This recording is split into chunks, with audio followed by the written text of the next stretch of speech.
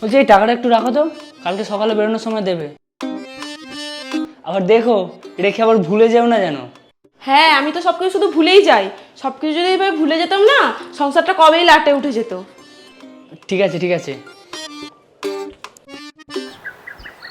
বলছি কি গো, কালকে যে টাকাটা রাখতে দিলাম ওটা দাও।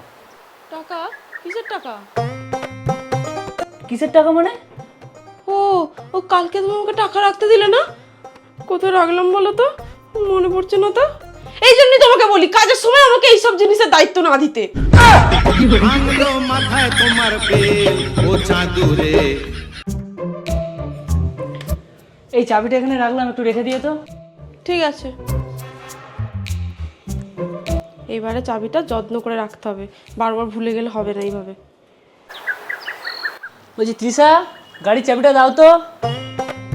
কালকে আমাকে বাইকের চাবি রাখতে দিয়েছিল না, কোথায় রাখলাম ভুলেই তো গেছি। কই গো, গাড়ির চাবিটা দেবে তো। সব সময় তো বাইক বাইক কিসের? হ্যাঁ, বাইকে তেল লাগে না, হেঁটে হেঁটে যাও।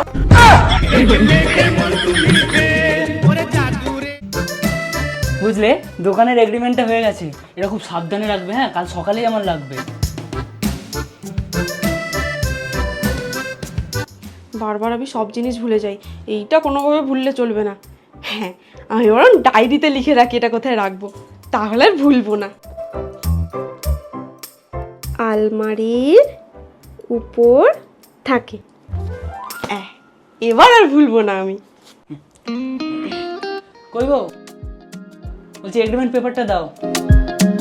Agreement paper? আবার ভুলে গেছো নাকি? না না, ভুলিনি। আমি এবার ডায়েরিতে লিখে রেখেছিলাম যাতে না ভুলে যাই। কিন্তু ডায়েরিটা কোথায় রেখেছি আমি?